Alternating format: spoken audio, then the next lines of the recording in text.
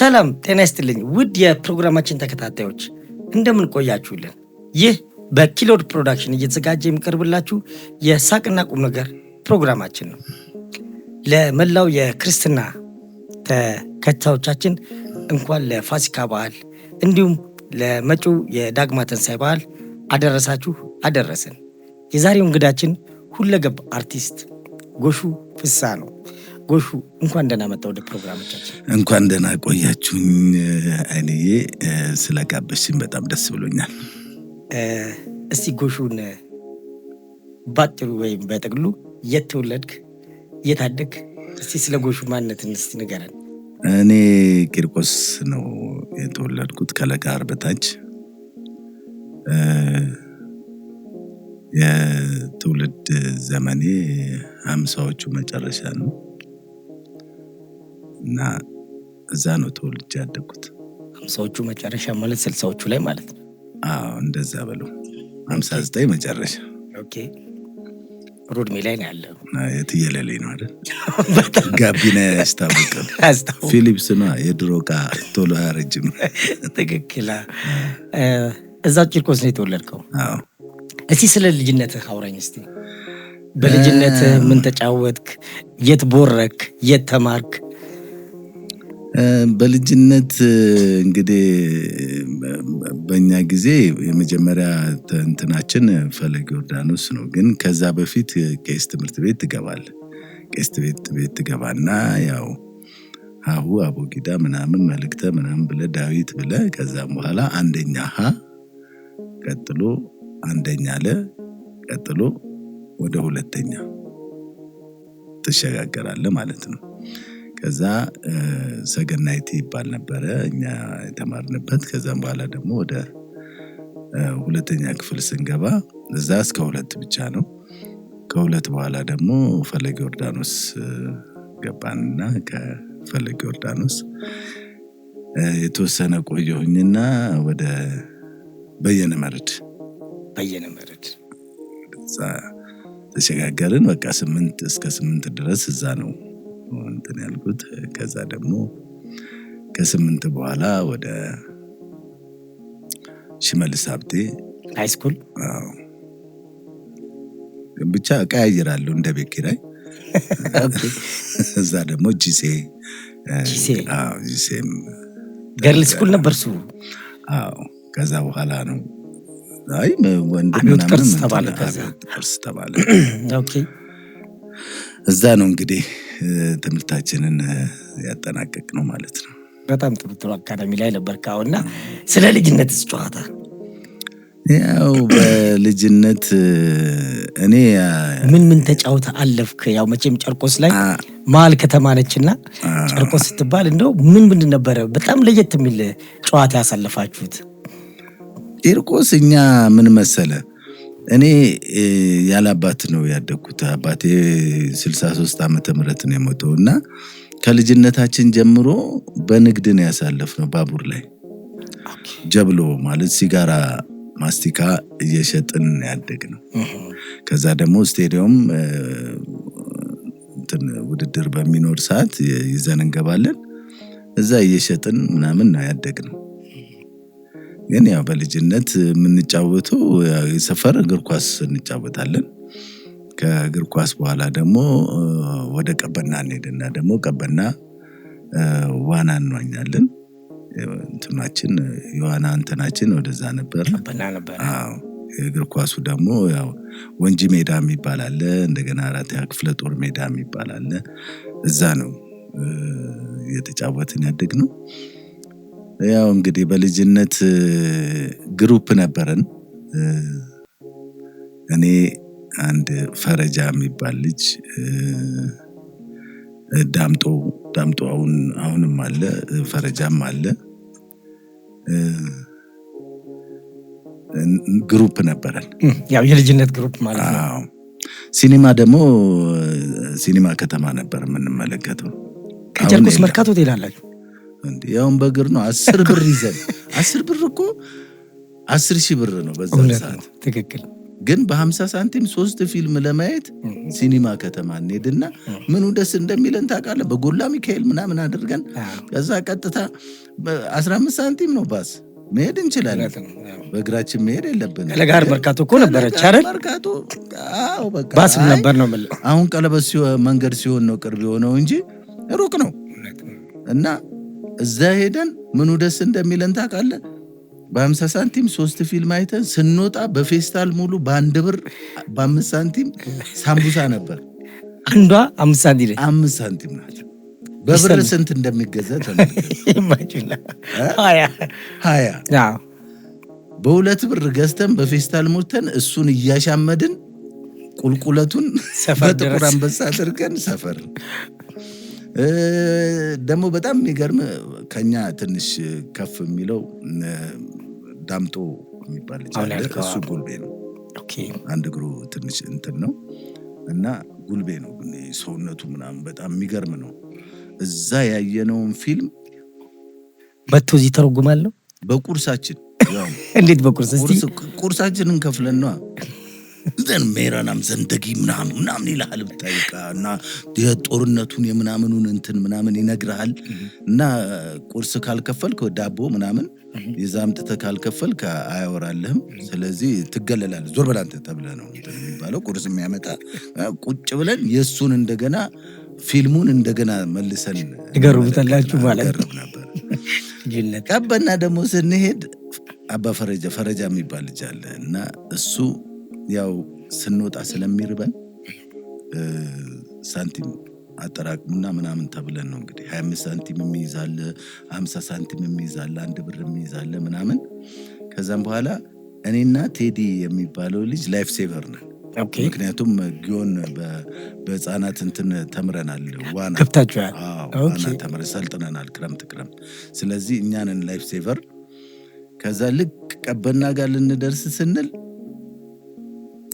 ፈረጃ የሚባለው ልጅ እዛ ጋር ስለሚፈትሹን ጉልቤዎች እንዳለ ያላችሁን አውጡ ይባልና እዛ ክበብ ይባልና ይከበብና ጉድጓድ ተቆፍሮ እዛ ጋር የሁላችንም ተጠራቅሞ 50 ሳንቲም ምናምን እንደዚህ ምናምን ተብሎ ይከተታል። ከዛ ይሸፈንና ሳር ምናምን ለብሶ ልክ ቀበና አውልቀው መዋኘት ሲጀምሩ ጠብቋቸው ይልና ፈረጃ ሄዶ ያንን ሳንቲም አውጥቶት ይመጣል። እሺ ርቧቸዋል ምናምን ነጭ ሆነዋል ምናምን። ከዛ ስንመጣ የለም የሆነ ሰው እዛ ጋር አይቶን ነበረ። በቃ እሱ ነው ያወጣውና የወሰደው ምናምን ይባልና የራሳቸውን ገንዘብ 50 ሳንቲም ለብር ምናምን ለንቁጤ ወይ ለቡዬ እሺ ያበድራል እኮ እንደ ብድር ይሰጣል። ያበዳው ፈረጃ ግፈኛ ነው። አሁን ቂርቆስ እንትን ውስጥ ገበያ ውስጥ አንድ ክፍሌ ቤት የሚባል ሻይ ቤት አለና እዛ ሻይ ቤት 65 ሳንቲም ነው በየአይነቱ። ለ6 ያበላንና ለንቁጤ ብር ምናምን ይላል ለቡሄ። ከዛ ቡሄ ላይ ደግሞ ገንዘብ ያዥ እሱ ነው ራሱ ነው እና የተነጫነጨውን ዳቦ ያዥ ያደርጓል።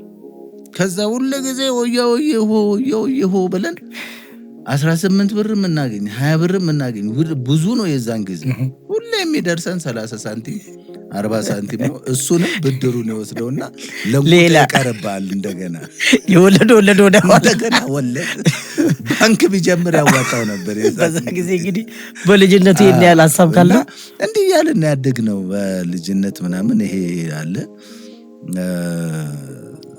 እንዲህ ያልን ያደግ ነው። ያው እንደገና ደግሞ ራስን ለመቻል ክረምት ላይ ምናምን ንግድ ትጀምራለህ። ትምህርት ቤት ሲዘጋ እንደዛ አለ። ግማሹ ወደ ገራጅ ይሄዳል፣ ግማሹ ለመስከረም ደብተር መግዣ ምናምን።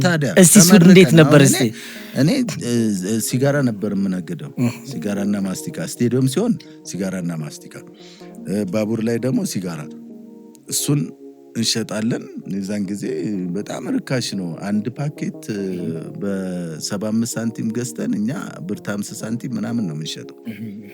እና ታጠራቅምና ልብስ ገዝተ ጫማን ገዝተ ከዛ በኋላ ለእናትህ ዶሮ ገዝተ ተመርቀ ምናምን ነው ወደ ትምህርት ቤት የምገባው። ከዛ በኋላ ንግድ የለም።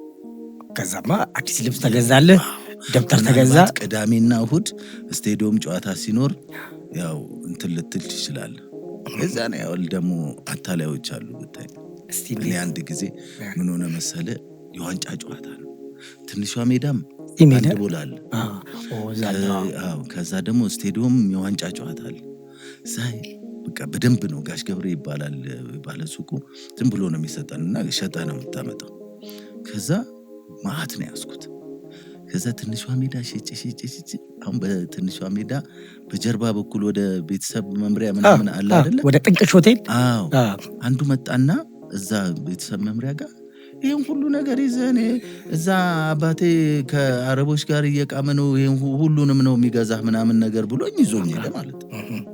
ከዛ ቤተሰብ መምሪያ የፊናንስ ምናምኑ ጋር ግንዱ ጋር አቁሞኝ የእሱ ፍሬ እንዳለ ባለ ሎተሪውን ጠራውና ሎተሪ አምጣ ሁሉንም ይገዛል ችግር የለውም ምናምን ብሎ ሁሉንም ተቀበለው። የሱንም የኔንም ሁሉንም ሲጋራ ተቀበለኝ። መልስ ካለ እዛ ከምቸገር መልስ ቆጥረህ ስጠኝ አለኝ። ቆጥሬ ሰጠሁት። ከዛም በኋላ ሰጥቼው እያየሁት እያለ ይሄኛውን ስመለከተው ጓደኛው ተቀይሶኝ እንዲህ ሲታጠፍ አየሁት። እዛች ጋር ደግሞ አይተህ እንደሆነ የሆነች ሆቴል ከራስ ሆቴል እንደዚህ ስትመጣ እንደዚች ሆቴል በዚህም የሚያገናኝ መንገድ አለው። ዘላለም ቤት ዘላለም ቤት ትዝ ይለኛል። በዘላለም ቤት ወደ ታች ስትወርድ እንደዚህ የሚያሳጥፋል በዚህም የሚያስገባልና ልክ እሱ ሲታጠፈኝ እንደተበላው አውቄ ሮጬ ስከተለው የለም በቃ ያልኩ እጄ ለብራዘር ስነግረው በቃ አንተ እንዴት ትታለላለህ ምናምን እንደገና ሄደን ሌላ ሲጋራ አምጥተን ምናምን የዛን ጊዜ ግን አትርፌ ምን ብዬ ሌላ ገንዘብ አይኑረኝ እንጂ የሰውየውን ገንዘብ መልሼ ወደ ቤቴ ገብቻለሁ። ከሱቅ በዱቤ ነበር የምትወስዱት? በዱቤ ነው የምንወስደው። ከዛ በኋላ አትርፋችሁ ሸጠን ትርፉለኛ። ከዛ ዋናውን ለሱ እሱም አትርፎ ነው የሚሰጠለኛ። 75 ሳንቲም ማለት እኮ ለእሱም አትርፎ ነው 50 ሳንቲም ምናምን ነው የሚገዛው በስቴካ ምናምን ስለሚገዛው ማለት ነው። ኩራዝማ ደግሞ ባቡር ላይ ደግሞ ኩራዝማ ይባላል። ከድሬዳዋ የሚመጣው ባቡርና ከዚህ የሚሄደው ባቡር የሚገናኙበት ቦታ ለምሳሌ አቃቂ ሊሆን ይችላል፣ ናዝሬት ምናምን እና እኛ የአቃቂን ብስኩት ለመብላት ቼራሊያ አይደለም ቼራሊያው አይደለም ደንበኛው ብስኩት ይሄን ነው የሚያክለው። ሌላ አለ። ይሄን ነው የሚያክለው 10 ሳንቲም ነው። ምን አንዱ 10 ሳንቲም ነው። ሁለት ነው የሚቀርብልህ። ሻይ 5 ሳንቲም ነው በክቡር ዘበኛ ብርጭቆ። ሻዩ ትኩስ ስለሆነ ሻዩን ጥለ ነው ሁለቱም ብስኩት ይዘን በሩጫ ባቡር እንዳያመልጠን ቀሱን እያሻመድን ወደዚህ እንመጣለን። ከዛ ደግሞ ሰልባጅ ምናምን ያለብሱናል። እሱን ለብሰ ኩራዝማው ላይ ነው እናንተ ልክ እንደዛ እንደሱ አይነት።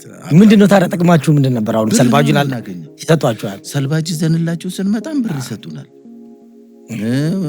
ሲጋራውንም ስንሸጥ አትርፈን ነው የምንሸጠው እና በቃ ሀብታሞች ነን እዛን። እና የቂርቆስ ልጅ ባቡሩ ከእንትን ካለ በኋላ በቃ ተበተነ። የሚሰራው ነገር አጣ። ቆመ በኋላ ንግዷ ለምሳሌ አሁን የጎተራ ልጅ ሲሚንቶ እየሸጠ ምናምን ነበር። የቄራ ልጅ በሬ ከብቱ ምናምን እየሸጠ ምናምን ወጣቱ ኢንካም አለው የሚሰራው ነገር። የቂርቆስ ልጅ ግን ምንም ነገር የሚሰራው ነገር የለም። አጠገቡ የተቋቋመ ምንም ነገር የለም። ባቡር ነበረ፣ እሱም ፈረሰ። ስለዚህ በቃ ኑሮን ለማሸነፍ እንደ ንጃ እንትን ብሎ በትኑ ጠፋ። የሚገርም ነው። እስቲ ቂርቆስን እስቲ በሀሳብ ሳልልኝ እስቲ የት ነው ቦርደሯ ነው ሰፈሯ? ቂርቆስ ይኸውልህ፣ ቂርቆስ የሚባለው ከለጋር ድልድዩ አለ አይደል?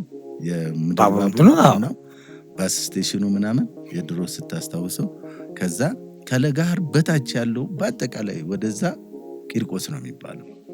እስከ 31 ቀበሌ እንትን ምንድነው በክተራ ወይም ደግሞ ምንድነው የሚባለው ሚካኤል አካባቢ ቡልጋሪያ ምናምን እንደዚህ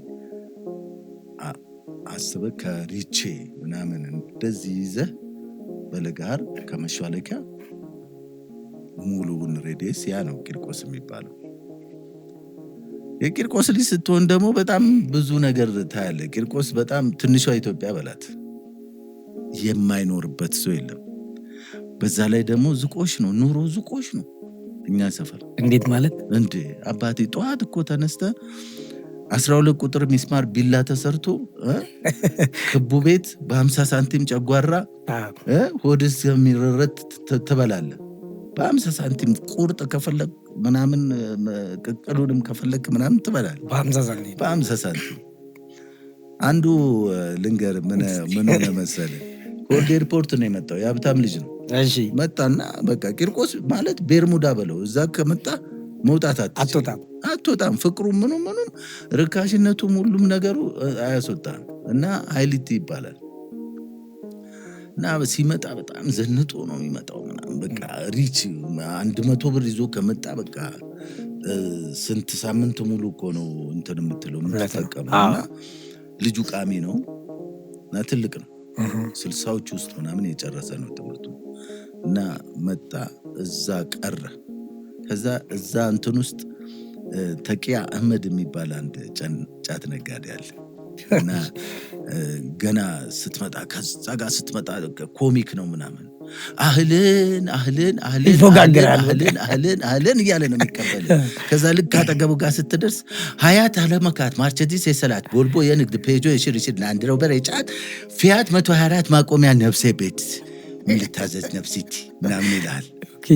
እንዲህ ደግሞ አደናግሮ ምናምን ናሙናውን ለራሱ ቁጭ የሚያደርግበት እንትን አለው ሲሸውድ የሚወድህ ከሆነ ነው። ከዛ ይሄ ሀይሊቲ የሚባለው ልጅ መጣ፣ ሀብታም ነው። የዛን ጊዜ የሚያክል ዙርባ በ16 ብር ምናምን ነው የምትገዛው። እሱ 60 ብር ምናምን 50 ብር ያጣረዋል። እና መጣና በቃ የሆነ ጊዜ በደንብ ነበረ ገንዘብ ኢንቨስት እያደረገ ምናምን ብዙዎቹንም ሁላ ሲጋብዝ ምናምን ሲል የነበረው። ከዛ እዛው ሰፈር እየቀረ ሲመጣ ገንዘብ ከየት እዛው ጭልጥ ብሎ እዛው ቀረ ቸሰተ እዛው። ከዛ ቤተሰቦቹ መጡ፣ ቡጥቡጦ በቃ ሴቶች እህቶቹ መጡ ምናምን። ሲመጣ እንዲህ ያለ እንዶ 20 ሰው ቢያፏጭ የሚወድቅ ቤት ውስጥ ቁጭ ብሎ በርጃ ይቅማል። እዚህ ውስጥ ነው የምትኖረው አሉት። መጡ ገቡ። ምን ሆኖ ደስ ያለ እዚህ ሲስቱካ እዚህ ሰፈር ስትኖሪ ይኸውልሽ በ10 ብር የፈለግሽውን ነገር ታደርጋለሽ።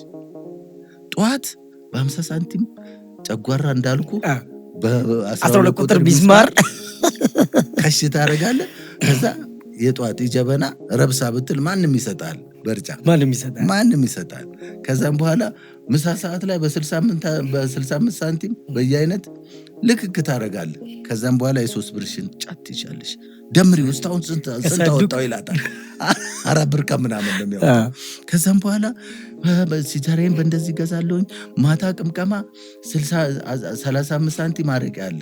ቻክ ኖረስ ቤት ምናምን የሚባሉ 7 ደረጃ ምናምን የሚባሉ ቤቶች አሉ። አሁን ቻክ ኖረስ ቤት ስለዚህ ታጫውተኛለህ። እሺ ቻክ ኖረስ ቤት የሚባለው ገና አንድ እንደምን አላችሁ ብለህ ገብተህ አንድ ቋስ ታረግበት እንትን ነው። በቻክ ኖረስ የኋላው እግሩ የሆነ እንትን አለው አይደል? ጫማው እንደዚህ ጉጥ ላይ እንደ ክታኬታ ነው የሚመታ። እና ሰላም ያልከውን ሰውዬ አፍጣ ባንዴ ምን አባታኛለ ልትለው ትችላለህ። ይሄ 7 ደረጃ የሚባለው ደግሞ ስትወጣ 7 ነው፣ ስትወርድ ነው 7 የሚሆን ረዝሞብህ ማለት ነው ስትወጣ።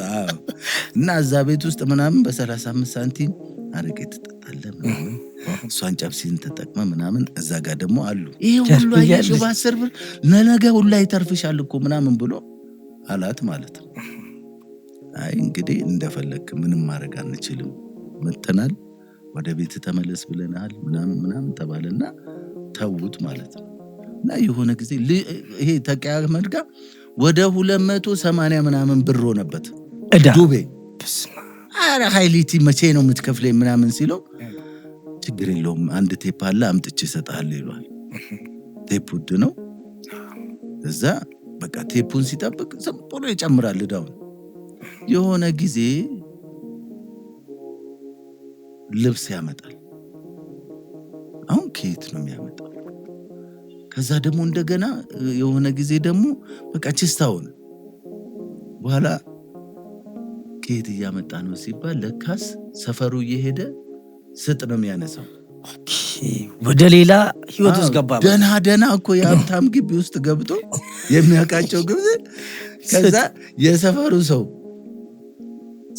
ሪሰርች ሲያደርግ እሱ እንደሆነ አወቁበት።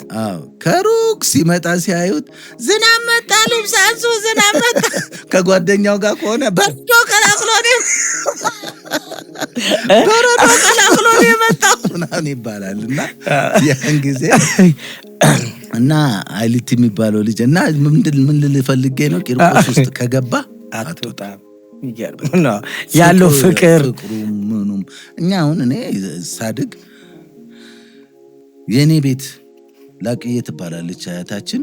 የላቅዬ ሽሮ ደረሰ ከተባለ የአካባቢው ልጅ በአጠቃላይ መጥቶ እንደ ባግዳድ ነው ወሮት ጨፍጭፎ ሄደው።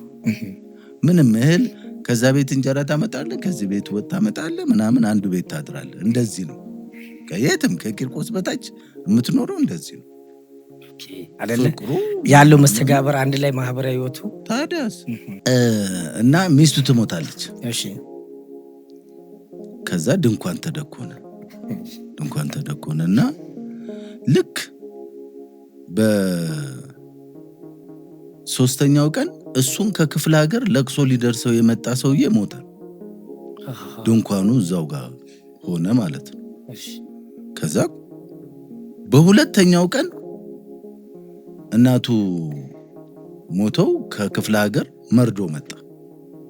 ከዛ የዛን ቀን ደግሞ አጋጣሚ ሆኖ እንትን የእድር አባል ሞቶ ነበርና ድንኳኑን ልንወስደው ነው ይሉታል። በፍጹም አትወስዷትም እንዴ እድርተኛ ነው የሞተው ልንወስድ ነው። በፍጹም አትወስዷትም። ለምንድን ነው ማንወስደው ይሉታል። ቦነሴ ነው። በቦነሴ 3ኛ ነው። በቦነሴ ቀልድ የለም። እንደዚህ ይኸውልህ በራሳችን ላይ እንደዚህ እንቀልዳለን። አንደኛ ይኸውልህ የቂርቆስ ልጅ ለየት የሚያደርገው አንደኛ ኑሮን ቀለል አድርጎ ነው የሚመለከተው። ሁለተኛ ቢያጣም ቢያገኝም ምንም ግድ የለውም። የሚበላው አያጣም፣ ለሚውልበት ነገር አያጣም። ከትንሽ እስከ ትልቅ እናቶች አራዳ ናቸው፣ ይገባቸዋል። አንተ ምን ፊትህን አይተው ምን እንደጎደለ ያውቃሉ፣ ይረዳዋል። ከመቀነትም ተፈቶ ይሰጣል። 3ኛ ደግሞ አትንኩኝ ባይ ነው። ከነካው የፈለግከውን አምጣ እንጂ የትኛውን ቦታ ላይ ሁን። ከዛ ተነስቶ 22 ይጣላሉ አይደለ? አዎ እንመጣበታለን። እሱም ቂርቆስ ሲባል ቻይና ግሩፕ ቦምባርድ ምናምን ነበር አይደል? ቄራና ቻይና ግሩፕ ድሮ ይኸውልህ በ60ዎቹ ውስጥ ማለት ነው ከቄራ አንስተህ እስከ ጥቁር አንበሳ ድረስ አንድ ግሩፕ ነው ቻይና ግሩፕ ይባላል። የሚጣሉት ደግሞ ከክቡር ዘበኛ ጋር ምናምን ከወታደር ጋር ነው። ባስ አስገድደው ምናምን እንትን ብሎ ሄዶ አቃቂ ምናምን ተጣልተው ምናምን የሚመጡ ናቸው። ጉልቤዎች ናቸው። የቂርቆስ ምን ነበር? ቻይና ግሩፕ ነው የሚባለው እንዳለ አጠቃሎ ማለት ነው። ያኔ ነው ማለት በዛ ጊዜ። አሁን ግን በደርግ ሰዓት ደግሞ ቦምባርድ ነበር። ቦምባርድ እኔንም ከትምህርት ቤት ስንት ጊዜ አስተጓጉሎኛል። አንተም ነበርክበት? ኧረ እኔ የለሁበትም፣ ግን በቃ ያው እኛም ሰፈር ያሉ ልጆች አሉ ምናምን ወደዛ የተቀላቀሉ 31 ቀበሌ ይባላል። የመጀመሪያው መስራቾቹ ቴዲ ብራኬት ምናምን የሚባሉ ልጆች ነበሩና እነሱ ናቸው የመሰረቱት። ግን ከየሰፈሩ መልምለዋል አሉ እኛ ሰፈርም ያሉ፣ ግን እኛ አንወዳቸውም። እንደዚህ እንትና በጣም እንደ ጥቁር ድንጋይ እዚህ ውስጥ ከቶ ነው ደርድሮ እንደ ቦምብ የሚሄዱት እና በጥቁር ድንጋይ ተመታ ማለት በቃ አለቀለ። በሞተር ነበር የሚያነው። በሞተር ይሄዳሉ ምናምን። የባለስልጣን ልጅ ሁላ ነበሩ እንጂ አሉበት እዛ ላይ ነበሩ። እና እኔ ከትምህርት ቤት ሁሉ ጊዜ አመት ባል በመጣ ቁጥር እስር ቤት እገባለሁ። ለምን ቦምባርድ ነው እያሉኝ፣ እኔ አይደለሁም። እና 5 ቀንም 6 ቀንም እንትን ትታሰራለህ። 1 ወርም ልትታሰር ትችላለህ። እና ትምህርት መማር አልቻልኩም። አንድ ጊዜ ታስሬ ስገባ ቲቸር ገረመው ይባላል 5ኛ ክፍል እንትን የነበረ እና 6ኛ ክፍል እና አስወጣኝ። እዛ የቀራችሁ ምናምን ብሎ ወጣንና ለምንድን ነው የቀረው አለኝ። አይ ታስሬ። ምን ሆነ ነው? ዋው ለምን አለኝ። አይ ቦምባርድ ነህ ተብዬ ምናምን ስለ እነዚህ ሰው የሚገሉት ቡድኖች እዛ ውስጥ ነህ ያለው። በቃ እኔ ከዛሬ ጀምሮ እንደፈለክ ቅር፣ ምን ጠይቅህ ነገር የለም፣ ውጣም አልልህም ምናምን፣ ግን ያው ረግማለሁ እሱንም ሳትሰማኝ በሆዴ ምናምን ብሎኝ ባንዴ ፈረጀ። አዎ ከዛ ቦምባርድ ነው ብሎ በየክፍሉ ይናገር ነበር። በኋላ እረፍት ስንወጣ ከሆነ ልጅ ጋር ተጣልተን በኩርኩም መትቼው ሄዶ ሲናገር እንደዚህ እንትን ዩኒት ሊደሩ አለ እሱ አለ ምናምን ቲቸር ገረመው የሚባል ደግሞ ቲቸር ምንድነው ደንቦባ ነው እንትን ነበሩ የትምህርት ቤቱ ምንድነው የሚባለው ዳይሬክተር ነገር ምናምን እንደዚህ ቆመዋል። ጥራው ተብሎ ስመጣ ስጠራ ይሄ ነው እንዴ? ይሄንን ማን ያልናገርም? ይኸው እኔ እንደውም ብሞት ተጠያቂው እሱ ነው። ከዚህ በኋላ ምናምን ተፈረጅኩ ማለት ነው። እና በቃ እንዴት ትማራለህ? አንደኛ እኔ ቦምባርድ የሚባለውን ቡድን አልወደውም፣ ግን በቃ ሁል ጊዜ ትታሰራለህ ምናምን እና ትምህርት ያስተጓጉላል እያለ ሄዶ ነው እኔ ወታደር ቤቱን ላይ ገባሁት። እሱን እንትን ብዬ ላለመታሰር ምናምን ማለት ነው። እና እንደዛ ነው ልሻለሁኝ። አንድ ፖል ደግሞ ስንት ነው? እናንተ ግቢ ነው እናንተ አካባቢ አይደለም? ስለ ፖል ይኸውልሽ ወደ ፈለገ ዮርዳኖስ ትምህርት ቤት ወደ ፈለጋ ነው። እሺ 5 ቤት በአንድ ፖል እንደዚህ ተደግፎ ነው የቆመው። እና አንድ ፖል ላይ 5 ቤቶች አሉ እንደዚህ ብሎ ተደግፏል። እሺ ከዛ ውስጥ አንዱን ካስቀየመው መጥረቢያ ይዞ ይወጣና ቆርጧል። ተለምኖ ካሳ ተሰጥቶታ ለማስተረቂያ ምናምን ነገር ተከፍሎ ምናምን ነው እንትን የሚለው፣ አለበለዚያ ቆርጧል ነው የሚለው። እንግዲህ ያ እንደዚህ አይነት ፍቅር ያለበት እንትን ነው። አንድ አምፖል ለሁለት የምንጠቀምበት ምናምን። እንዴት ነው አንድ አምፖል? አንድ ግርግዳ ሆኖ አንድ ግርግዳ ነው። በዚህም ቤት አለ በዚህም ቤት አለ። ቅርጽ እንደዚህ በበት ተለቅልቆ ምናምን አምፖሏ መሀል ላይ ናት ያለች። እንደኛው ጋር ማብሪያና ማጥፋው ይኖራል። አለቀ አጥፋው ተብሎ ነው እንትን የሚባለው። ከተጣሉ ደግሞ ሌላ ግራ ነው፣ ግን ፍቅር አለ። አይሽ በጣም አይደለ? በጣም ቂርቆስ ፍቅር ነው። በቃ የትም ሀገር ሄደህ እኮ በፍቅር የሚታወቀው አሁን ኮንዶሚኒየም ለምሳሌ የትም ኮንዶሚኒየም ብትሄድ በሩ ክፍት የቂርቆስ ሰው ነው። የትም ሰፈር ላይ የትም ኮንዶሚኒየም ብትሄድ በሩ ክፍት ሆኖ የምታየው የቂርቆስ ሰው ነው። ለምን? በቃ እንግዳ መቀበል ይወዳል ምናምን ነው። በር ሲዘጋ አይወድም። አንደኛ አይለምደውም፣ እንደዚህ በጣም እንትን ኑሮ አይወደውም። ተዘጋግቶ ምን ተባብሎ ምናምን አይወደውም። እና በየሰፈሩ ብትሄድ አሁን እንትን አራብሳ ቂርቆስ ሰፈር ይባላል ምናምን እንደዚህ አለ። በየቦታው የቂርቆስ ልጆች ያሉበት ሰፈር የራሳቸው ሰፈር በቃ ሰፈር ሆኗል። እና ቂርቆስ እንደዚህ ጨርቆስና ቂርቆስ ጨርቆስ እሱን ንገረኝ አይደል? ይኸውልህ ቂርቆስ ታቦቱም ቂርቆስ ነው፣ ሰፈሩም ቂርቆስ ነው። ቂርቆስ ነው። አዎ አንዳንድ እንትን የሰሜኑ ሰዎች እንደሱ ይላሉ። ቂርቆስ ደርሰን ምናምን ይላሉ። በዛም ወደ ስፔሻሊ ኤርትራውያኖች በጣም ነው የሚወዱት ሰፈሩ ቂርቆስን ነው ታቦቱን። ከመብራት ኃይል ከጎፋ መብራት ኃይል መጥተው ቂርቆስን እኮ በብዛት አሁን ሰፖርት የሚያደርጉት የኤርትራውያኖች ናቸው። እና የማይኖርበት ብሔር ብሔረሰብ የለም ቂርቆስ ውስጥ። ለዛ ነው ትንሿ ኢትዮጵያ የምትባለው ቂርቆስ። ባለፈው ስለ አንድ ሚላ ደርባባው ጎበዝ ነው የኛ እንግዳ ነበር ከዚህ ከአውቶቡስ ተራ ኳስ ሜዳ አካባቢና እኛ በቃ ለየት እንላለን አለ። ጨርቆስስ ደግሞ ለየት የሚለው ነገር አሁን አጫውተኛል። እርግጥ ነው ግን በተለየ ደግሞ ለየትኛ የቂርቆስ ልጆች ነን የሚለው ስሜት ጣዕሙን እስቲ ንገረኝ እስቲ። አይውልህ አሁን እኮ የቂርቆስ ልጅ ቢያገኝም አይኮራም፣ ቢያጣም ምንም አይመስለው፣ ግድ የለውም። ይኸውልህ የላዩን አይመለከትም፣ የታቹን ነው የሚመለከተው። ሲያገኝም ብሎ ምናምን የሆነ ነገር አይሆንም፣ ሲያጣም እንደዚህ ነኝ ብሎ ምናምን ወጥቶ መለመኑ ላይ አይፈልግም እና ኩሩ ነው። በዛ ላይ ደግሞ አትንኩኝ ባይ ነው።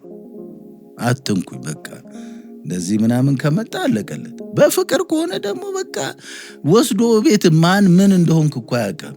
እቤት ውስጥ አኑሮ ምናምን የቤት ኪራይ ሳይኖር ምናምን በቃ እንደዚህ ተረዳድቶ ነው የሚኖረው የቂርቆስ ልጅ እና ይሄ ነው የባህሪያችን እንደዛ። ሁለት እኔ አሁን የቂርቆስ ልጅን በብዛት አንደኛው ጠርቶ ሰላም ይላል። በዛ በኩል ስታልፍ ብሎ ሰላም ነህ ምናምን ይላል። አንድ ይሄ ነው ካራክተሩ። ሁለተኛው ደግሞ ቮለንተርስ ማዘጋጃ ነው። እንትን መንገድ ላይ ሙዝ ካየ አያልፍም፣ ብድግ አድርጎ ወደ ዳር አድርጎ ድንጋይ ሲያይ ምናምን አንስቶ ምናምን እንደዚህ አድርጎ በቃ እንትን ነው ጽዳት ሰራተኛ ቮለንተርስ። እንዲህ አይነት ነው። ማየት አይፈልግም፣ የሰውን ጉዳት ማየት አይፈልግም ምናምን እና ለየት የሚያደርገን ባህሪ ይሄ ነው። ይሄ ዲሲፕሊን እንደው ምናልባት ለወታደር ካምፕ ስለነበር ወይ ከዛም የወሰዱት ነው ወይስ አይደለም? አራተኛው ለምሳሌ እዛ ሰፈር ነው አይደለም? አዎ ምናልባት እንደው እንደዛ ነው። ባቡር ካምፕ አብዛኛው ወታደርም አለ ከየቤታችን እኮ በብሔራዊ ውትድርና ያልሄደ የለም። እኛ ከኛ ቤት ግን አባቴም ፖሊስ ነው፣ ወንድሞቼም አንደኛ ወታደር ነው፣ እኔም ወታደር ነኝ ምናምን እንደዚህ ብዙዎቻችን ወታደር ቤት ውስጥ ቀመስነን። እሱ ብቻ አይደለም እናቶቻችን ቤተሰቦቻችን ያሳደጉን። ለምሳሌ አንድ ነገር ልንገር፣ አንድ ልጅ የሁሉም ልጅ ነው። ሲላክም ምንም ሲልም ሲቆነጠጥም ማንም ነው የሚቆነጥጠው። ተንኮል ነገር ስትሰራ ካየ የእሱ እናት ናት። የእሱ አሁን እንዳሁኑ ማህበረሰብ ወልደሽ ቅጪ ምናምን የሚባል ነገር የለም። በቃ ትገረፋል። እቤት አስገብቶ ለጥልጦ እንትን ይልሃል። በቃ አለቀ። ደግ አረገ ነው የምትባለው። እና ሁሉም አባታችን ነው፣ ሁሉም እናታችን ነው። ስለዚህ ተንኮል ነገር ምናምን ይሄ መጥፎ ነገር ምናምን እንትን ስትል አይወዱም። ስለዚህ ከአስተዳደጋችንም ማህበረሰባችንም ምናምን እንደዚህ ነው ያደገው። እስቲ ስለ ኳስ ሜዳ እንምጣ። ስቴዲየሙና ቂርቆስ ያው ጎረቤታማቾች ናቸው አይደለም እንዴ? ኳስ ተጫዋቾች ከዛ ይወጡ አሉ፣ ስቴዲየም ቅርብ ስለነበረ። እስቲ ስለ ካምቦሎጆች ሲያወራል እስቲ። ኧረ ብዙ አሉ እንዴ፣ በጣም ብዙ አሉ። እኔ ማቆል ልንገርህ አንድ ይቅርታና ደረጀና ጌት ደሬ ከነሱ በፊት የጊዮርጊስ ተጫዋች ሰለሞን ሊቾ እነ ሙልጌታ እነ ኩኩሻ እነ ደሬና ጌት እነ ደገል እነ ሪኒ ኧረ ብዙ ናቸው እንዴ ኳስ ተጫዋች አሉና። እኛ ግን አሁን ስቴዲየም ስትገባ አትከፍልም። በዛውም እኮ አስታከል ስለ ስቴዲየም ደግሞ የነበረውን ስሜት እንድታጫውተን እንዴ። ስቴዲየም እኛ ጆተኒ እንኳን የምንጫወተው በሮንዴላ ነው። 5 ሳንቲም የምታክል 10 ሳንቲም ነው። እኛ በፊት ከተለ እንትምንለው እሷን የምታክል ሮንዴላ አዘጋጅተን ወይም ደግሞ ሶልዲ ሮንዴላ በሮንዴላ ነው የምናደርገው። በሱ እያወጣን ተጫውተን 5 ሳንቲም ነው እንትን ሳይክል የምትነዳው 5 ደቂቃ ትነዳለህ። 1 ብር ይዘህ ከመጣህ እኮ በደንብ ለምደህ ምናምን ነው እንትን የምትለው። ፈሪ ካልሆንክ እንደ መስፍን የሚባል የኛ ሰፈር ልጅ አለ። አይለምድም ብታይ እና እየነዳ ከፊት ለፊቱ ሰው ካየ አንተ ልጅ ወራ አትልም ወይ ምናምን እንደዚህ ብሎ እኮ መሄድ የሚችለው ነው። ከዛ ሄዶ ጋ አርጎት እማትለምድ ፈሪ ከሆንክ እንደዛ ትሆናለህ። እና ስቴዲየም ስንገባም ድሮ ጠርገህ ትገባለህ። ስቴዲየም ትኬት ምናምን እንደዚህ ጠርገህ ትገባለህ። ካለበለዚያ ደግሞ አባቴ ነው ብለህ ያዝኝ ብለህ ምንድነው የምትጠርገው? ጠረጋ ማለት ትኬት ምናምን ነው። መቀመጫው ላይ ምናምን እንትን ይላል አይደለ? ጽዳት አጸዳና በዛው ትገባለህ። ድሮ እኮ ይሄ አሁን እነዚህ ሆቴሎቹ ምናምን እኮ እስከ ጥግ ድረስ የያዙት ትኬት ማጠራቀሚያ ነበረ ውስጡ ዙሪያው። አዎ ልክ ነህ። ቀድመ ምናምን ሊጸዳ ምናምን እንትን ሲል ቀድመ ገብተ ከዛም በኋላ እዛ ውስጥ ሁላ ተደብቀህ እንትን የምትልበት ታይም አለ። አስፋው ላይ ደርሳል እንዴ? አስፋው ቅቤ አስፋው ዱቤ ኦራ ሽምብራ ዱቤ ትቀልዳለህ እንዴ? እስቲ አጫውተኝ ስለ ስቴዲየሙ እንድታወራ። ሽምር ሲል እኮ እንትን የሚል ሰው ነው እሱ። እኔ በነፃም እኮ እንደዚህ ዘግኖ የሚሰጥህ እኮ የዛን ጊዜ ብዙ ነው። የ10 ሳንቲም ብለህ እንትን ስትል በእጁ ነው የሚሰፍረው። ከዚህ ይዞት ነው አይደለም እንትን የሚለው በላስቲክ ምናምን የካኪ እንትን ተጠቅልላ ምናምን በካኪ በሰፊው ካኪ ምናምን ተደርጋ ላይዋ ላይ ፌስታል ምናምን ተደርጎባት ዝናብ እንዳይመታበት በቃ በእጁ ነው ዘግኖ መስፈሪያ የለው እና እንዲሁም ካሳዘንከው ይሰጣል።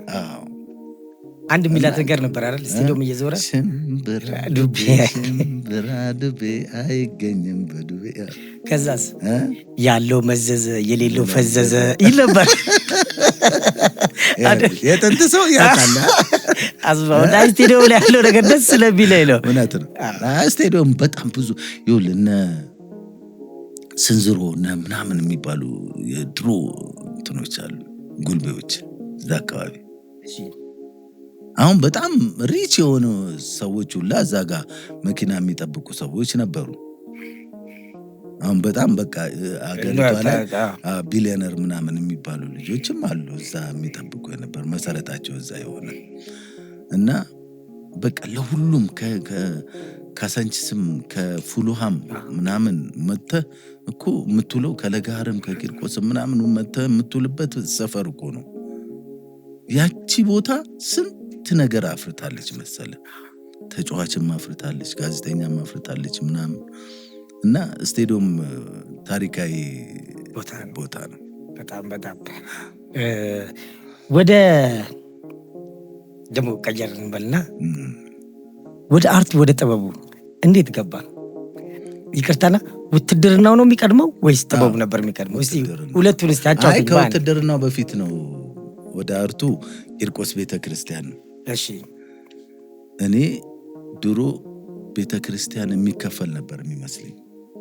ስትገባ እንደ ሲኒማ ቤት የምትከፍል ነበር የሚመስለኝ እና እንዳለ ነጋሽ የሚባል አንድ ቤተሰብ የሆንን ነው ይዞኝ ሄደው ቂርቆስ እና ስገባውላ ደንግጫለሁ ምናምን እና ገባው መንፈሳዊ ማህበር አስመዘገበኝ ምናምን።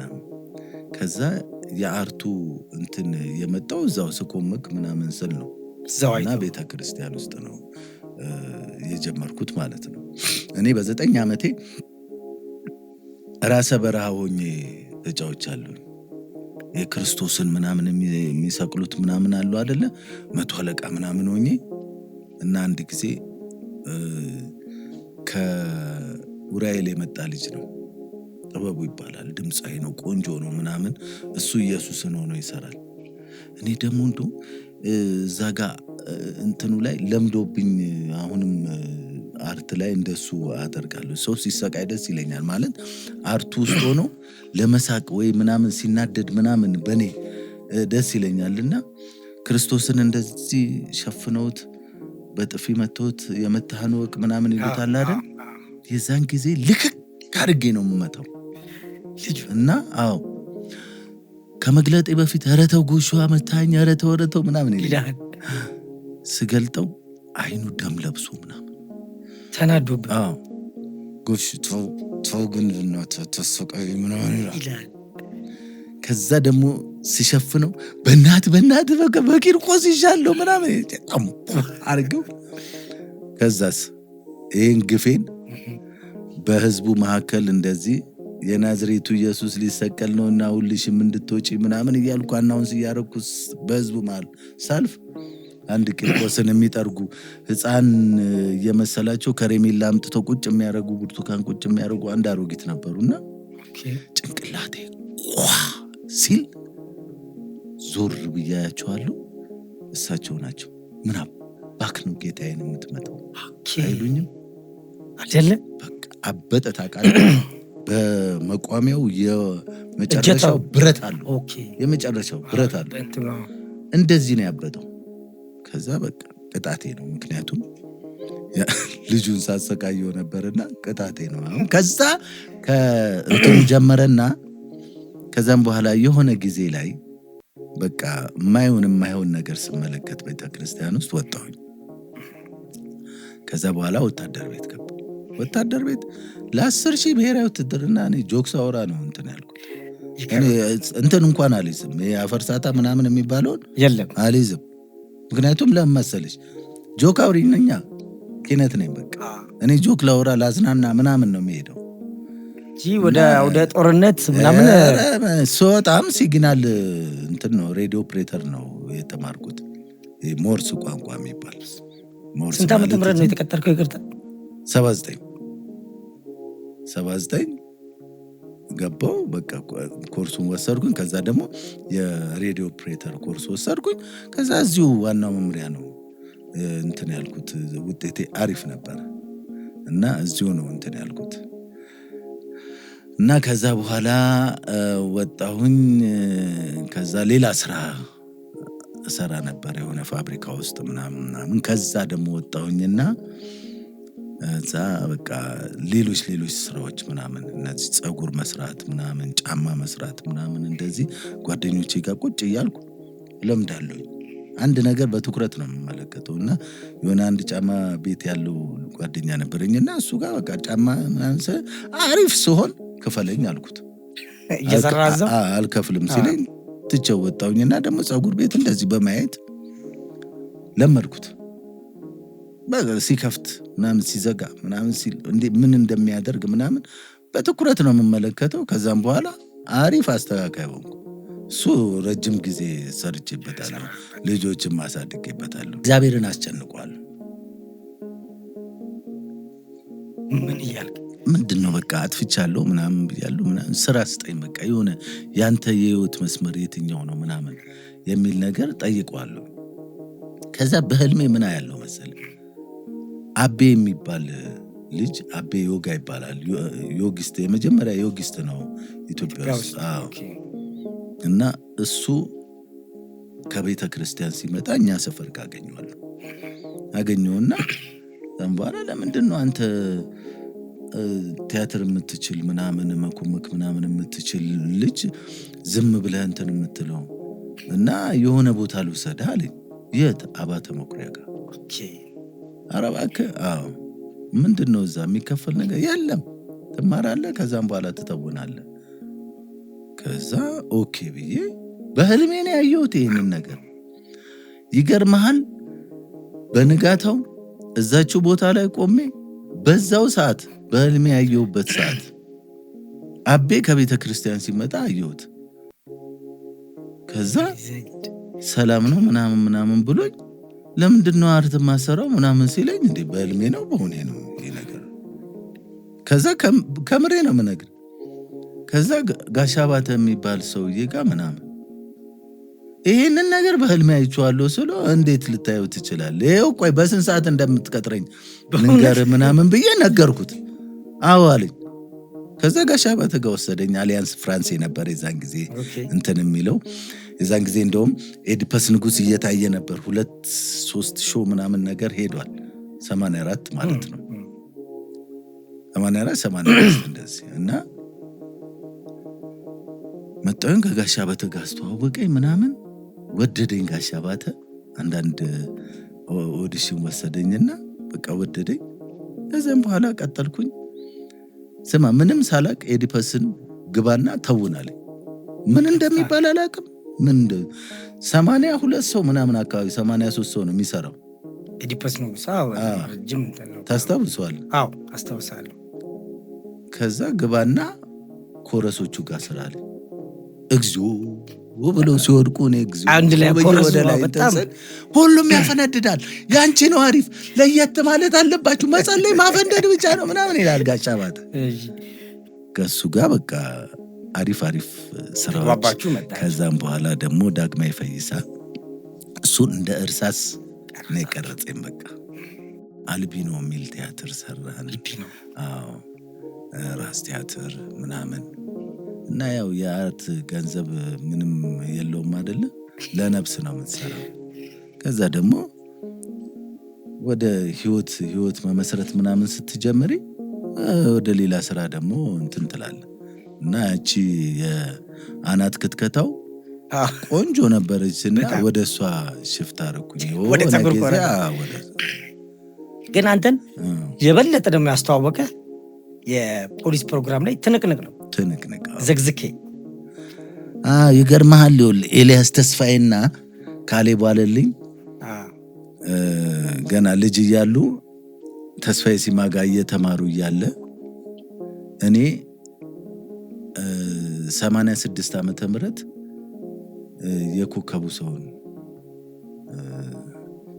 እየሰራን እያለ ድህረ ምረቃ ውስጥ ነበረ እና ብር 50 ወይ 2 ብር ነው መግቢያው። እሱን አተው በር ላይ ቆመዋል።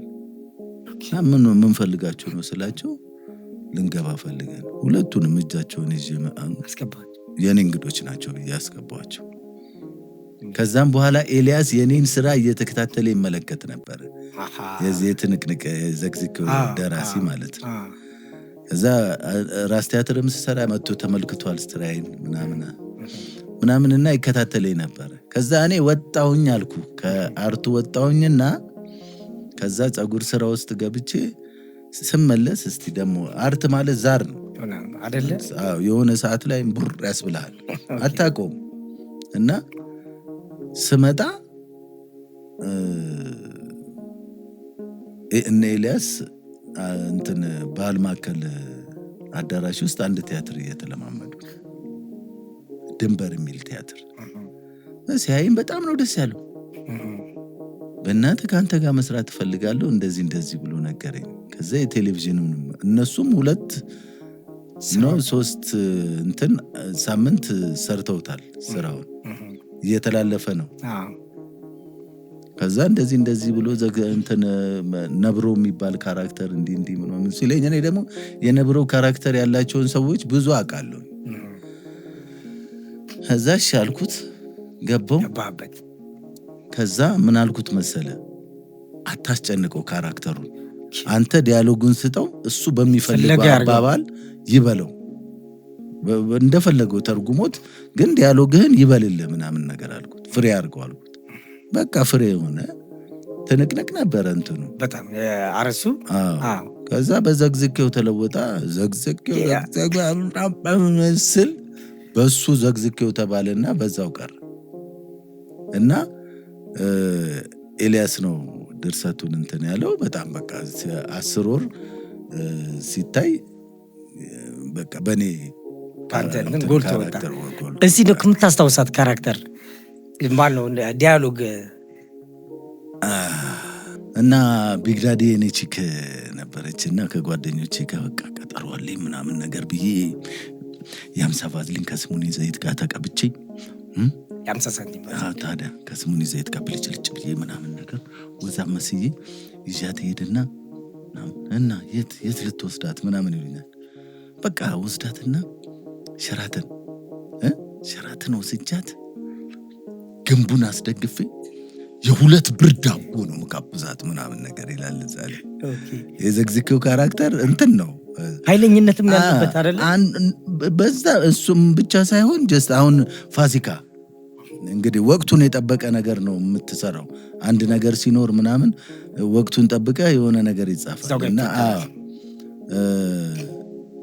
99 ዓመተ ምህረት እንትን ሄድኩኝ መቀሌ አጋዚ ኦፕሬሽን የሚል ፊልም ልሰራ እና ይህን ጺሜን ተላጭቻለሁ ምናምን የወታደር ልብስ አርጋለሁ፣ የሻምበል ማዕረግ የድሮ የደርግ እንትን አርጋለሁ ምናምን እና ያርከበ ሱቅ ሄድኩኝና ማስቲካ ጠየኳቸው። ፓኬት ማስቲካ ሰጡኝ። ከዛ ሳንቲሙን ስሰጣቸው ዋይ ጋበዝኩልህ አሉ። አሮጊት እኮ ናቸው።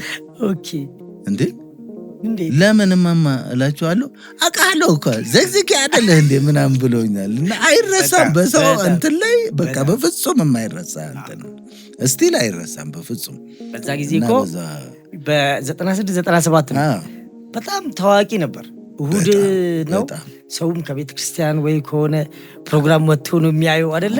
አሁን አሪፍ ሰዓት ነበር። ስማ አንዴ ምን ሆነ መሰል፣ እንረዳዳ የአረጋውያን ማህበር የሚባል እዛ መድረክን እንድንመራ እኔና ደረጀ በላቸው የፖሊስ ኦርኬስትራ አስተዋዋቂ ነው። እዛ ላይ ፍታሌ ነው የሚጫወተው ማለት ነው። እና ትልቅ ቴሌቪዥን አለ። እዛ ቴሌቪዥን እንትን ይሄ ምንድነው ዶክመንተሪ ምናምን ያሳዩበት ነበረ ምናምን እንትን አለና ልክ ፕሮግራሙ ሲያልቅ ፕሮግራሙን ጨርሰናል ምናምን ሲባል ሰው አልወጣም አለ። ምን ነው ይባላል? ፖሊስ ፕሮግራም ደርሷል አሳዩን ተባለና እዛው ጋር ቴሌቪዥን ተከፈተላቸው ማለት ነው። ከዛ እኔና ደሬ ደግሞ ዱከም ወርቁ ቢቂላ ሆቴል የዘመን መለወጫ ስራ ልንሰራ መሄድ ነበረብን። ከዛ በፍጹም እንትኑን ጨርሳችሁ ነው የምትሄዱት ተባለና በቃ ቆመን ጨረስን። እኛም አየን ማለት ነው። ስወጣ ታክሲ ውስጥ ስንገባ ከኋላ ነው እንደዚህ የተቀመጥ ነው። ከፊት ለፊት አንድ ሰው ጥበቃ እንትኑ ረዳቱ እንትን ይጠራል። ከዛ አንተ ሰውዬ አትነዳም ካለበለዚያ ስል ከፊት ለፊቴ የሆነች ልጅ እያየችኝ እየሳቀች ነበር። ዘግዝኬ ነው የምለቃ አለችው። እሷ ጨረሰችልኝ ማለት ነው። እና ዞሬ ስመለከታት እንዴት አወቅሽ ስላት ይኸውልህ ከቦይ ፍሬንዴ ጋር ቀጠሮ ነበረኝ። ዘግዝኬውን ሳልጨርስ አልመጣም ብየው ከዛ እሱን ጨርሼ ስመጣ አሁን አየውና በጣም ደስ ብሎኛል ምናምን ነገር ብላ እንትን አለችና በጣም ትልልቅ ገጠመኞች አሉት ዘግዝኬ። በጣም አሪፍ ነበረ። እስቲ ከእግዚአብሔር ጋር ደግመን እንሰራዋለን ተባብለናል ከኤልያስ ተስፋዬ ጋር። አዲስ ሊሰራ ነው።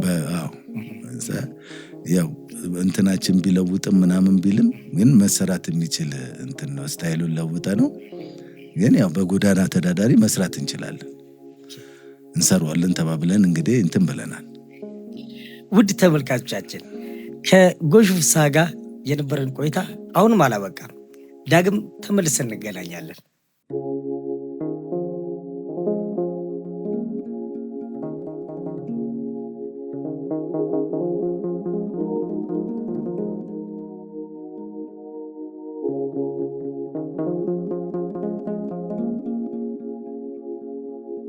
ውድ ተመልካቾቻችን ዳግም ተመልሰን ተገናኝተናል። ከጎሹ ጋር ጥሩ ጨዋታ እየተጫወትን ነው አይደለም እንዴ ጎሹ? እየተዝናኑ ይመስለኛል አይደለም እንዴ? እናንተ ናችሁ የምትመሰክሩት። ትክክል።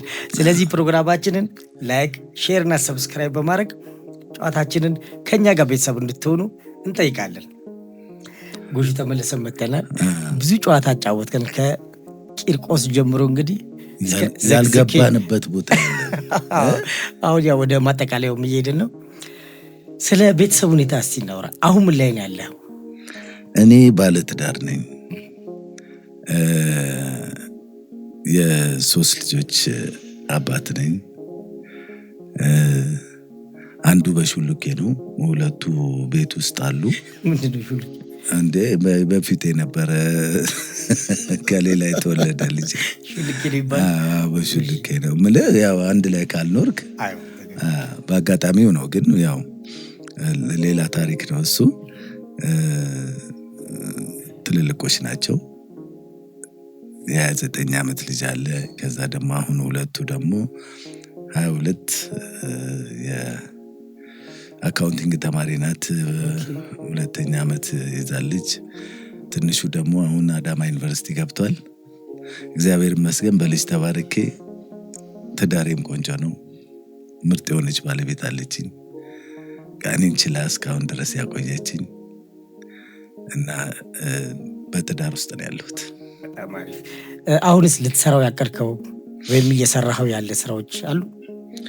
እንግዲህ ብዙ የተጀመሩ ነገሮች አሉ። ሲትኮሞች አሉ ምናምን፣ የቴሌቪዥንም ስራዎች የሚጀመሩ አሉ አሁን ምናምን። ትንሽ ግን አሁን ትንሽ ህመም ነገር እንትን ብሎኝ እረፍት አድርጌያለሁኝ። 5 ወር እዚህ በጀርባዬ ላይ በደረሰ የሆነ ጉዳት እንደዚህ ነርቭ ነገር እግሬን ይዞኝ ለተወሰነ ጊዜ አርፍ ያለሁኝ እንጂ ያው አርቱ እንጀራችን አይደለ፣ ከሱ አንወጣም። የሚገርም አንድ ጊዜ ገርጂ አካባቢ አናት እየከተከትኩ እንትና ፍቃዱ ተክለማርያም ነፍሱን ይማረው አገኘኝ ማለት ነው። እንዴ ጎሽቲ አንተ እኮ አርቲስት ነህ እንዴት ነው እዚህ ውስጥ ምናምን ነገር ሲለኝ፣ አይ ፍቅዬ ይሄም አርት ነው። አዎ ህፃን ሲመጣ እንደ ቼሪ እንደ አባባ ተስፋዬ ትሆናለህ። ወጣት ሲመጣ እየተረብክ ጆክ እያወራ ምናምን እንትን ትላለህ። ሽማግሌ ሲመጣ ደግሞ ዛሬ ጀርመን ምን አወራ ምናምን ይላል። ፖለቲከኛ ትሆናለህ ምናምን እንደዚህ ነው። እና እዛ እንደውም በአንድ መድረክ ላይ 2000 ሰው ምናምን 1000 ሰው ልታዝናና ትችላለህ። እዚህ ፐርሰናል ነው አክት የምታደርግ ምናምን ነገር አልኩት። ከዛ ልክ ነህ ግን ወጣ ማለት ነው ሲለኝ፣ አይ ፍቅዬ የአርት እኮ እንትን ደሞ ውስጥ ካለ ትልቅ የሬንጅ ሐይቅ ላይ መሃሉ ላይ እንደተጣልክ ቁጠረው አልኩት። አለኝና ሄደ ማለት ነው። በሌላ ቀን ሲያገኘኝ ጎሽቴ አንቺ ዳር ላይ ነው የተጣልሽው፣ እኛ ነን መሃል መውጣት አትችልም። የሬንጅ ሐይቅ አንዱን ስታወጣ ምናምን ስትል አይሆንም። እና እንደሱ ተባብለናል። እና አርት ያው ዛር ነው፣ የሆነ ሰዓት ላይ ያስብልሃል። ተመልሰህ ለቆ ኃይል በፍጹም በፍጹም። አሁን ችግሩ ምን መሰለ፣ አርት ላይ እውነት ነው የእግዚአብሔር ስጦታ ስለሆነ እውነት ነው ልትናገርበት የምትችለው።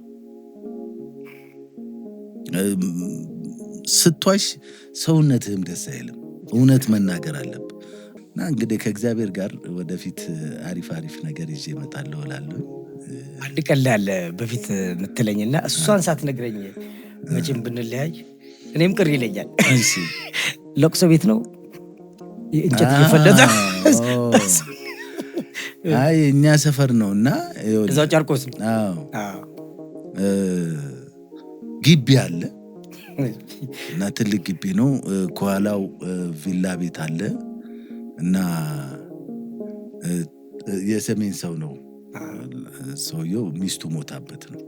እና ድንኳኑ እንደዚህ ተከፍቷል። በዚህ በኩል ምስር የሚለቅሙ፣ በዚህ በኩል አተር የሚለቅሙ ምናምን ነገር አሉ።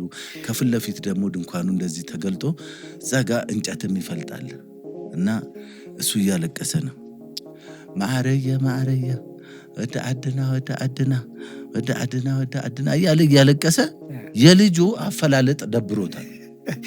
እና አደየ ልበልሽ አደየ ልበልሽ አንተ ቀጠን ቀጠን አድርገህ ፍለጠው ምን አባት እዚህ ይላል። ይቆይና ማረ ማረ ያደየ ያደየ ማረየ ማረየ ሎንፍሮ ነው የምንፈልገው ምን አባቱ ነው እንደዚህ እንትን የሚል ያለ ምናምን እያለ ከሱ ጋር እንደካከፈላል። ቆይቶ ደግሞ ትንሽ ብሎ እንትን ይልና ምናምን አልቅሶ አልቅሶ አልቅሶ ምንድነው ሞንጨር ሞንጨር የምታረጊ መስሎ በገንዘው ከነ የተገዛ ያለ ምናምን ይላል። እዚህ የሚቃጣ ሲጣላው ብሎ ሬሳ ተነሳና እዛ ቅርብ ስለሆነ መቃብሩ በእግር ተሸክመው እየሄዱ ነው። እሱ ማረየ ማረየ አደየ ልበልሽ አደየ ልበልሽ እናቴ እናቴ ወዴ ወዴ ምናምን እያለ እያለቀሰ ሲሄድ አጋጣሚ ሆኖ የቴዲ አፍሮ ዘፈን ተከፍቷል። የሆነ ሙዚቃ ቤት ለማን ልማሽ እኔ አንቺን ፍቅር የሚለው አደየ ልበልሽ እያለ እንትኑ ዘፈኑ እሱ ጭንቅላት ውስጥ ገባ። ከዛ ለማን ልማሽ አደየ ለማን ልማሽ አደየ ብዙ ነው ሚስጥር ያለ እቺን ጆክ ፈልጋት ነው ትገርም ነበር ነው ስለምታቻው ቀልለውና ጥሩ እየተጫወትን ነው። አሁን ላይ ስላለው አርት አሁን ላይ ስላለው ኪነ ጥበብ እንደው የምታካፍለን ነገር ካለ ለባለሙያተኞች የምትለው ነገር ካለ ለተናናሾቼ እንዲሁም ለአንተ አቻላሉት ምንድን ነው የምትመክረን? አይ እንግዲህ እኔ አሁን በአሁን ሰዓት እኛ በፊት የምንሰራው ለነብስ ነበር። ያውን ልጆች ደግሞ ቴክኖሎጂው የሚያገዛቸዋል። ሁሉም ነገር የተመቻቸ ነገር ነው። ያው አንዳንድ ቻሌንጆች ቢኖሩም ግን ያውን ልጅ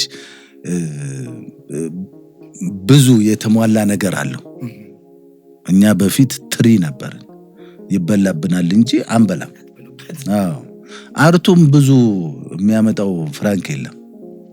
ግን በቃ ውስጥ ስላለ ግድ እንትን ትላለ ድሪም ብትሆን። ያሁን ልጅ ግን ነገሮች የተስተካከሉ ናቸው። ኢዝሊ የሆነ ነገር ሰርቶ ገንዘብ ማግኘት ይችላል። ቴክኖሎጂውም ቅርቡ ነው፣ በቃ ይደግፈዋል።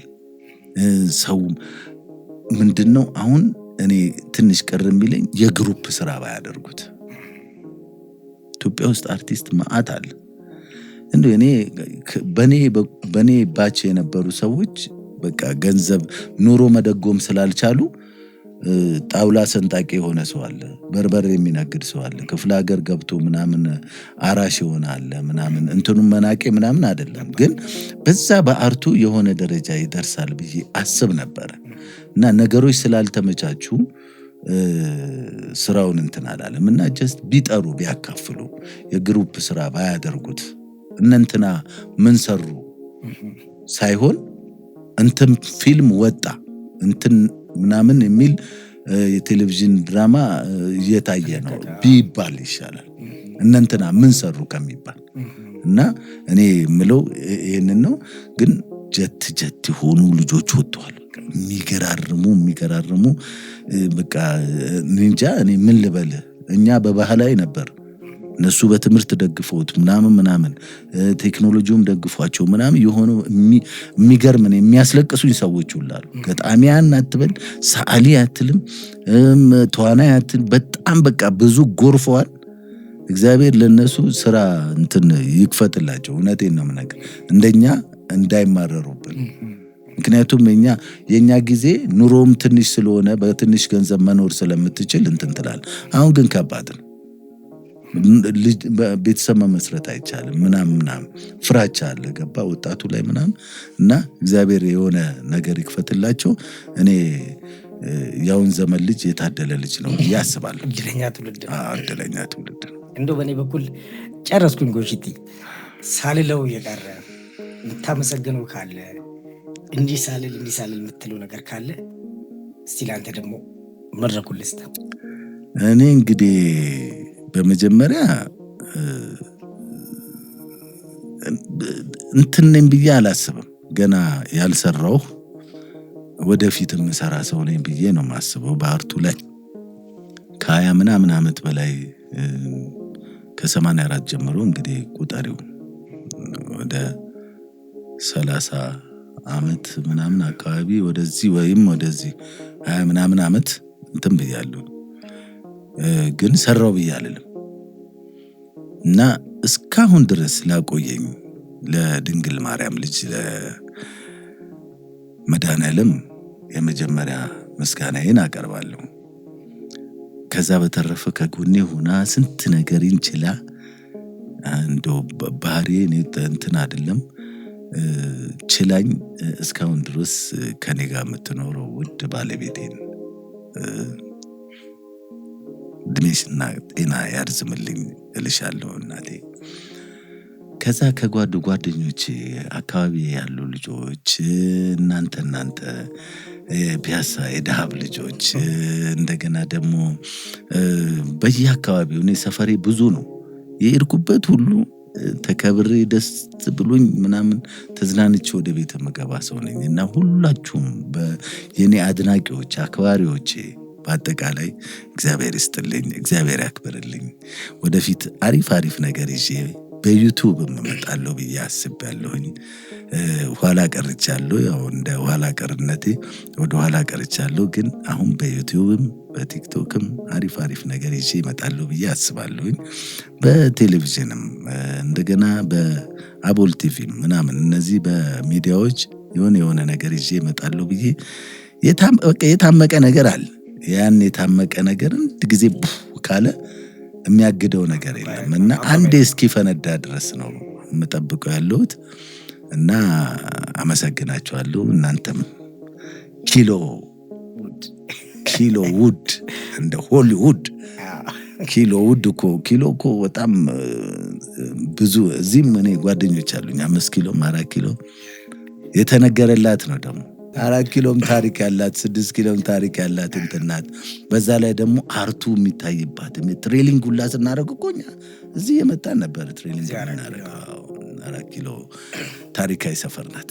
በጣም አመሰግናለሁ ጎሹ ስለነበረን ሁሉ ነገር አጫወትከን። ስለ ሰፈር፣ ስለ እድገት፣ ስለ ቂርቆስ፣ ስለ ኪነ ጥበብ፣ ውትድርና ብዙ ነገር ነው የተጫወትነው እና ለነበረ ነገር ሁሉ በእውነት እንደውም አልተወራም። ደስ የሚል ነገር ያለው በሚቀጥለው እንግዲህ ወይ በክፍል 2 ዳግም እንግዲህ አሁን እንደምትመጣ ቃል ትገባለን። ይቻላል፣ ምንም ችግር የለም። ውድ ተመልካቾቻችን የነበረን ጨዋታ ሁሉ ያጠግባል ብለን ባናስብም በተወሰነ ነገር ተጫውተናልና ከጎሹ ጋር ስለነበረን ቆይታ ሁሉ ከልብ እናመሰግናለን። ፕሮግራማችንን ሼር፣ ላይክ እና ሰብስክራይብ በማድረግ ከኛ ጋር አሁንም ቤተሰብነታችሁን እንድትቀጥሉ እንጠይቃለን። እናመሰግናለን ባይ